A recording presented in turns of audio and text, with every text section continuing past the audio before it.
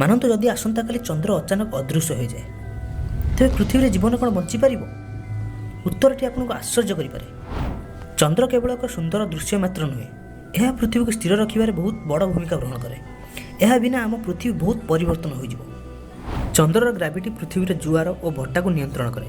ଏହା ବିନା ଜୁଆର ଭଟ୍ଟା 1/3 ଭାଗକୁ କମିଯିବ, ଯାହା ଉପକୂଳ ଜୀବନ ଏବଂ ସାମୁଦ୍ରିକ ପ୍ରଣାଳୀକୁ ବହୁତ ଭାବେ ପ୍ରଭାବିତ କରିବ। ଚନ୍ଦ୍ର ପୃଥିବୀର ଅକ୍ଷକୁ ସ୍ଥିର ରଖେ, ଯାହା ଋତୁ ପରିବର୍ତ୍ତନରେ ବହୁ ମାତ୍ରାରେ ସାହାଯ୍ୟ କରେ। ଏହା ବିନା ପୃଥିବୀର ଅକ୍ଷ ବହୁତ ଅସ୍ଥିର ହୋଇଯିବ। ଏହା ଫଳରେ ଅତ୍ୟଧିକ ଶୀତ କିମ୍ବା ଗରମ ଅନୁଭବ ହେବ, ଯେଉଁଥିରେ କେବେ ତୁଷାର ଯୁଗ ଆସିପାରେ ତ କେବେ ଅସହ୍ୟ ଉଷ୍ମତା ରହିପାରେ।